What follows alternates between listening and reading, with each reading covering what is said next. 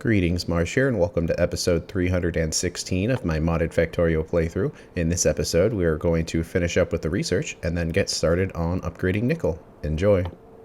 So now we can add nitinol, and we might as well since they're going to be down there handling everything. Nickel and titanium. And then we make our plates, and this is one of the alloys, so it's not going to have a coiled version. Then we'll need to research that to actually make all the machines, but we can worry about that once we actually have the resource. Just to keep this a little cleaner. And there's actually one other thing that we can handle here that we might not be thinking of, and that is the tungsten. But to get there, we have to go through thermal refining or the fourth tier of sorting. Now, we don't actually have to do this right now, but we do need to research it. So this will unlock the ore refinery. So to make tier 4, all you have to do is put the crystals in and then purified ore come out. And no inputs, no outputs. So it just requires time and space to make these. So it's really not difficult, but also it doesn't really give you much either. Where 9 go in and 9 go out, so you no longer get the slag. By doing this all of the time, you will have less slag available for other processes. But mainly it's just to get your tungsten. Because 3 of these methods will give you 1 tungsten. And the others give you something else. Like you get a cobalt or uranium. Another cobalt. So they are more efficient, but you can see how it's really not important for us to do this right now. We're mainly grabbing it so we can kind of complete all of the things we're going to be working on right now. So to make tungsten is actually kind of a long process here.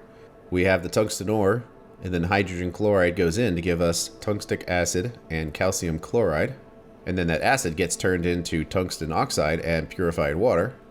And then we add hydrogen fluoride gas to get tungsten hexafluoride gas. And then that gas can be turned into tungsten powder and fluorite. And then we mix that powder 50-50 with cobalt powder to get the powder mixture. And then finally, we can turn it into a plate. So this is a 6-step process to get plates. And it's only the tier 1. And curiously, it skips the ingot stage completely.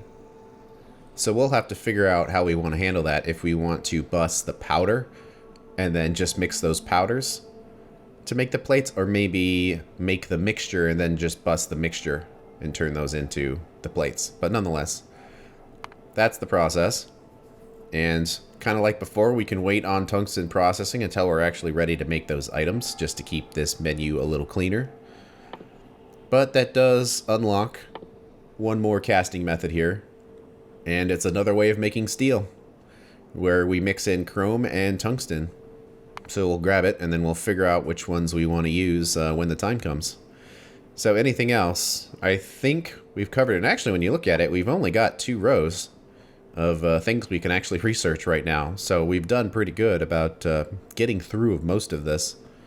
There's some big stuff in front of us, like potentially making the next tier of modules, and of course, blue circuits. But we don't quite need those yet, so we don't need to dive into that. So I'm thinking we can just keep doing some teleporter research, I suppose, until it gets prohibitively expensive. And while that goes, we can kind of prepare ourselves for what we need to do here. Of course, I just got rid of them, but we're going to need them again. But we need an ore storehouse for our tungsten, and potentially our chrome too. We're not really producing it in any meaningful number. But nonetheless, we'll probably want to store it somewhere that's a little more convenient than the repository. So we come down to the bus here, and it really doesn't matter where it goes, but we probably will want to sort it somewhere. It doesn't need to be above these sorting methods because it's not related to them. So an easy place is probably just to, like, put them over here. So it's kind of funny that we need to grab those there, but let's stop that for a second.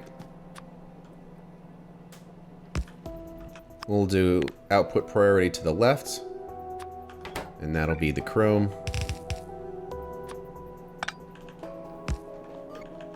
And we need to do the same thing. I suppose I should turn the personal robots on to make this a little faster, but this one can be our tungsten. Now, we can't completely sort it here, but we can try. This might clog relatively quickly. if any tungsten comes through. But let's see, do we have any junk at the beginning of the bus? Nope, so that's all good. Alright, now we don't need to have drones moving this stuff anymore, so let's go all the way down here. Probably turn off the robots again because they're going to be helping. Let's see, where is it? Right here. So we don't really need to be doing this anymore. Oh, wow. And we definitely don't need to have any of those resources in our inventory, so we'll hit the last few and say none and none. It's probably going to be taken to the junk warehouse, which really isn't where we'd want it to be, but since we have this in the circuit head now, we can just figure it out when we get there. Alright, so now the tungsten will be stored where we want it, but we still need to move the existing stuff that we have. Oh wow, those bots get there fast. And it will not all be able to fit here, because we can only fit about 100,000 in one of these, so we can't move all of it. Let's see. How about we just use this belt here because it's there. And we only need to worry about the tungsten itself. So request tungsten, let's just put 10 drones in there. Have this come out, and of course it's going to completely trash this belt here, but let's give priority to the science just to allow it to empty. We'll also give priority to the crystallizer to prevent it from getting clogged. And then let's bring a signal out here. And how far will this reach? Whew, look at that. That is quite the wire reach. So there's our signal of all of our ores. We'll bring it in. Can that reach? Not quite. Let's see, but we don't really want to go on that wire because that's for the acids. So we don't want to mix the signals, but we can kind of come in here and say the tungsten. I'm not sure exactly how much can fit on this belt here, but let's just say 80,000. Because I don't think 20,000 of it would be stuck on the belt. So that way when that warehouse actually gets full, this thing can shut off. And it says we have 75k of tungsten. Oh yes. The reason there is we have that set to make sure the crystallizer can work properly. So it's kind of a false signal. But we don't need that false signal anymore now that we have somewhere to actually store it. So we'll disable that. And then I imagine all of these will switch now to doing cobalt. Yep. Because cobalt makes tungsten as well. And this is going to be our main source of tungsten. So in fact, we're probably going to find ourselves overloaded on cobalt because it's going to be running this method constantly to make the tungsten, since this is the only way to make it until we do tier 4 refining. Which is fine because we have a lot of different ways of dumping cobalt now. And Circuit HUD doesn't show the ore on here, probably because we're pulling it off because it was a junk signal and we didn't need it.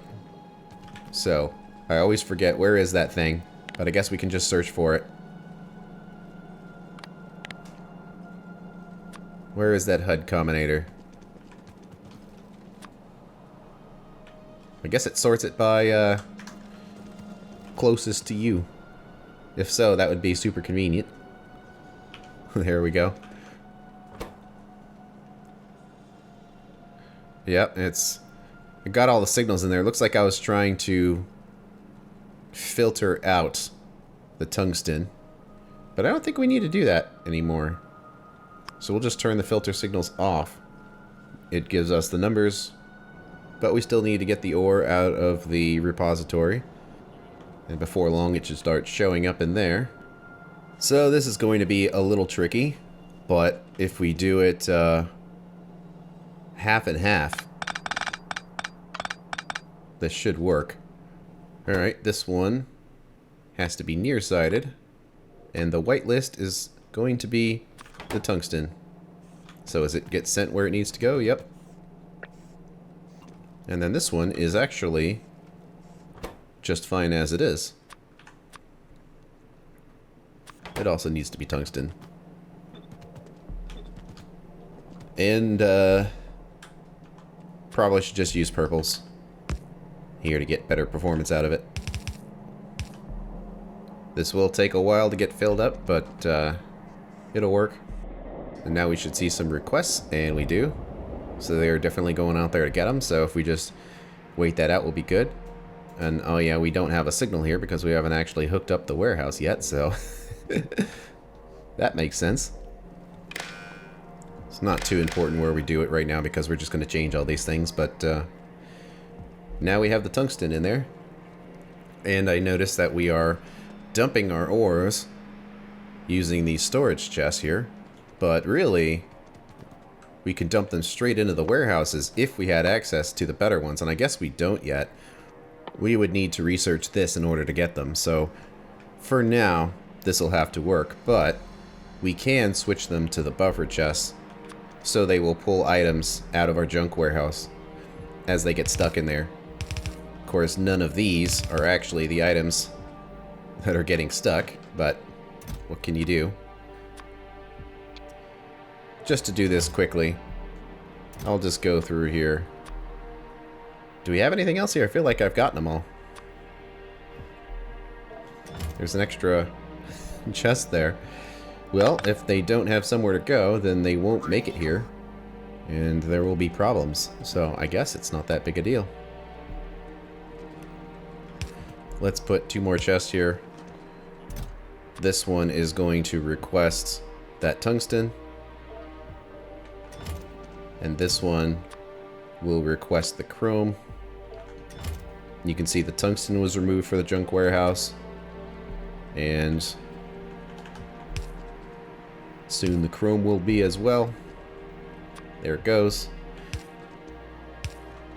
Because they have priority to come here. And you can see the tungsten has made it. So it looks backed up, but it isn't really. It's just putting it out when it can. Well, we've got some new setups to make, and it will have to take up whatever space we have dedicated to it. So let's do it in the same order. First, we have some setups to upgrade to tier 3, and we've got nickel here. So ideally, we'd be able to upgrade it without moving too much stuff and keeping this little area that we've reserved for it. I didn't reserve as much as I should have because like on here it takes up a lot more space, so I really should have reserved that amount of space for all of these. So that's kind of bad. I hope it doesn't have to move, that we can make it work just with the faster machines and more module slots. But lots of new methods here. I kind of don't want to hover over them, but probably going to accidentally do it anyway, so let's just get rid of that stuff and we'll go one line at a time here to make sure that we cover everything. So first is the nickel. We can kind of follow the steps to see how it would be different. First, we need to make the pellets, and then it would have an extra step of making the nickel carbonyl, and then that gets turned into the nickel ingots, so it's actually not too bad. So what kind of output do we want to do here? Well, we probably want to do all these based on 2 belts, since that's what it's currently set up to do. So let's continue the same. Where our end goal are these nickel ingots, which come from this, which come from the pellets, which come from the processed ores, which comes from regular, and then we can switch this to input and make it 60 to get our numbers. And let's upgrade the machines. And now we have an idea of what we're going to need. But let's see here. Do we want to change any of this? Well, the blast furnaces require fuel. And since it doesn't require anything else, the most efficient fuel would be the wood blocks. But I'm wondering if we're potentially not making enough of them, because that only comes from trees, and since trees have been disabled, you see there's a gap of them. So I'm not sure if we want to keep doing that, but it would be easy enough just to hook up another belt on here as a backup fuel type in case it runs out, so we can continue to use it. Instead of thinking of this belt as necessarily the wood block belt, we can think of it as the fuel belt, because these are used for actual processes. Well, this is just straight fuel, so we can mix the belt if we need to.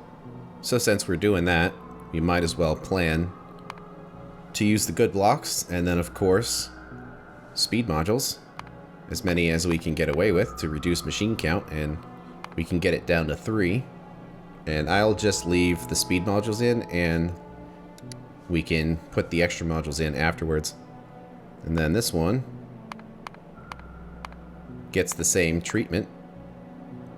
So that'll be a 1-to-1 ratio for those. And let's speed up the ore processors first, because we can get that down to 5. And then all so close. But it's close enough to where if we just do 7 machines, they can be direct inserted with no belts at all. Which seems pretty convenient. Although, the way that it's set up is there's already space right here to just put the machines like in sequence like this. So that would work, and then actually very similar to this process, it would be 4 steps. So this step would only need 2.23 machines instead of all of these, and then this step would only need the 2.97, but they definitely could be direct inserted. So I think we will have no trouble with space at all, and then we can just reuse machines here. So let's just do the 6.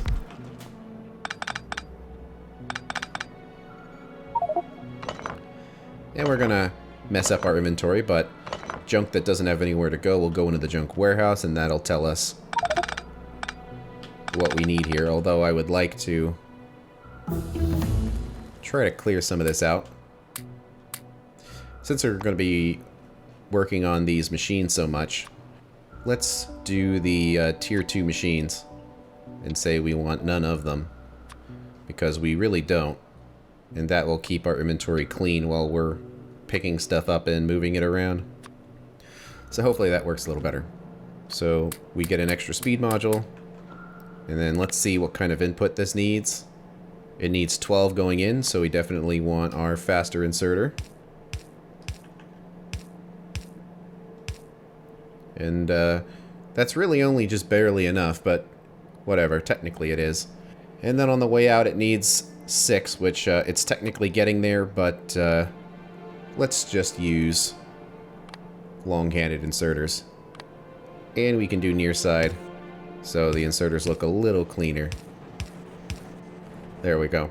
It's not too important, but that gets our 5 or 6 machines-ish. We only need the 5, but 6 is straighter, so let's go with that. And could we use our longer poles here? Kind of, but with that positioning of the inserters, it won't really work, so let's just use them in these groups of 3 for now. So now we need our 4 of these ore processors on each side, because now that we are repositioning things, we can do it as we like. So let's get those nickel pellets, the speed modules, and we're going to need 2 belts of output. It'll be somewhere, and this belt is already populated, so things are going to start immediately. So let's see here. That's a little bit outside of a yellow belt, so we will do these, and we need to make sure we place them in such a way that they work. So let's do, how about the middle? We'll do long-handed and near, so it looks nice and clean.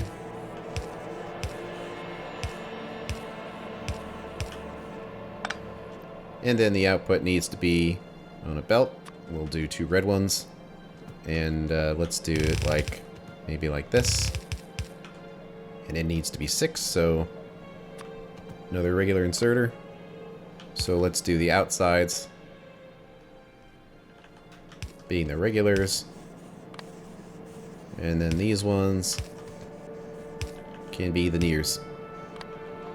And hopefully we'll have something we can just copy to the other setups. But that should be that for the pellets. And then what are we going to need here? Well, just 3 into 3, which tells me that pretty much all of this would need to be replaced, because we'd want to kind of put the machines up here, so the rest of it would basically go in a straight line. So I'm thinking it's robot time. We'll leave that right there so we know that it is there. But the rest of this is all basically stuff that can be picked up. And we'll reconnect it all when we're ready here. Just kind of put that over there for now. And there we go. Robots are going to have a lot of work in front of them. Honestly, though, they probably won't take very long to get here. Because they're so much faster now. Yeah, there they are. Nero. And it did send the good ones. And there's some of the old ones, so you can kind of see the speed difference between them. Back in the day, I would have wanted to pick all these resources up manually first. It would probably actually help them to have a better charge pad here. See if we can find a big one that's been updated. Well, this one kind of. And we'll just put it right there. Hopefully that still covers everything. Well, kind of, but we'll get it worked out. And it's cleared out. So that was fast. Okay. Blast furnace into blast furnace. And we don't really have the same belt limitations as we did before, but this will put out 160 items a second. So we'll just use our best belts and then go from there. So since that's more than 4 reds, we'll just use purples. And we'll see, we might have to move this around, but I'm kind of thinking of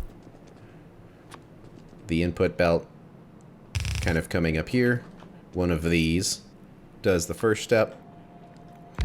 Then it direct inserts into the second step, right there. And then this has its output, which can be kind of going along there, and then it can go straight up again. Although we do need to leave room here, so maybe it would go like that way. Because this would need to go up.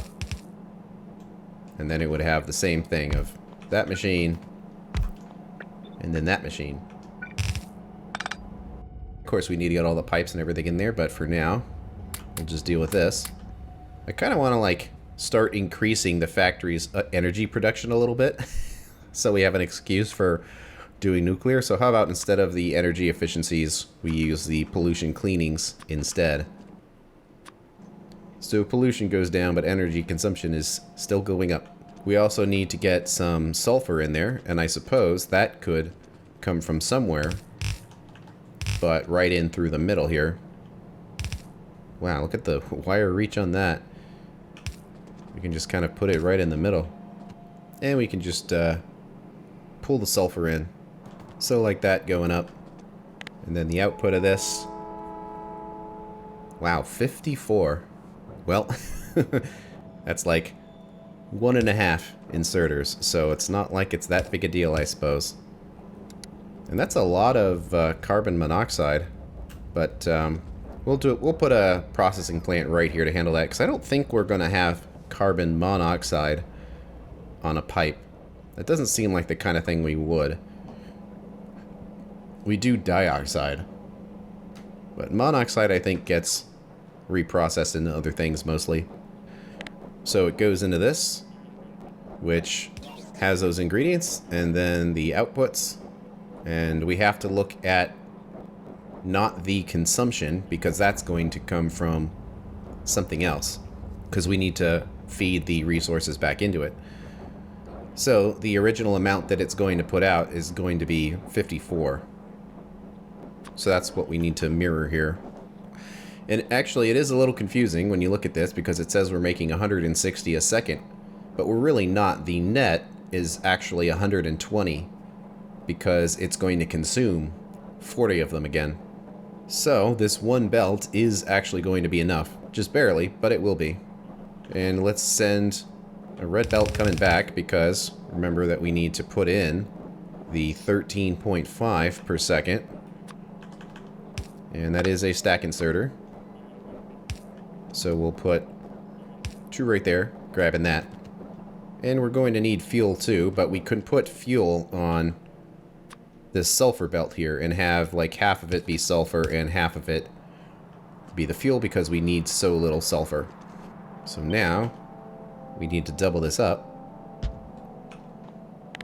I guess we can turn our robots back on.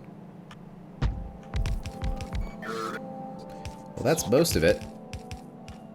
We do need the carbon dioxide in there, but the general setup is basically complete. So let's combine these belts back in the front. And these are also going to combine as well. So there we go. Now we have something that we can center. So we'll pick it up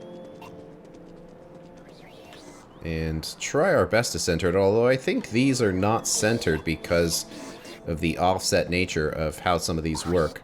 So I think we're just going to have to center it in the spot here the best we can. And actually, let's try to line it up too. So like right here. And we can center it up from down here. So we've got it lined up right there. And it's lined up right here as well. And those are set to 1K, so we can do that. It's interesting we've run out of nickel while we've been messing with this. I would like to try to line this up even though it's not really going to be lined up with the bus. I guess we could fix it, but I don't really feel like it. But I do at least want to try to line it up with these right here. Because why not? That one's not quite lined up, but it might look slightly less bad if it's like right there. And it's still got the filter. But the ingots won't come out of here until we have at least 500 of them. That way it gives priority to these ingots to make sure we always have some to begin the process of making them in the first place. Do we need the sulfur for any other process? Or is it just going to be this one? Probably should just search sulfur, and of course there's going to be so many things it goes into. Wait, really? Just 5 things? Okay, I guess not. It goes into making sulfuric acid, but as far as actual items are concerned, it goes into very little. Well, okay, and I believe we can make a request for this then. I was thinking we would want to combine it on one of these belts here, but that's really not necessary. Alright, well let's pull this sulfuric acid pipe away then, because now we need the sulfur itself, and not the pipe. And this is going to be a little annoying, but it will work right here. So there we go. Now that can go under there and pop through. So we need some drones. 5 is actually a decent amount of sulfur. So let's put 5 drones in there. And there should be a fuel truck, hopefully not super far away. Yeah, we've got one right here. And we already have the belt here, so let's try to keep it in the same spot. That should give us our bricks and our sulfur when they get here eventually. Let's get that lined up. And that's the end of this episode. On the next one, we are going to make the carbon monoxide that we need and test the setup. Thanks for watching. I'll see you later.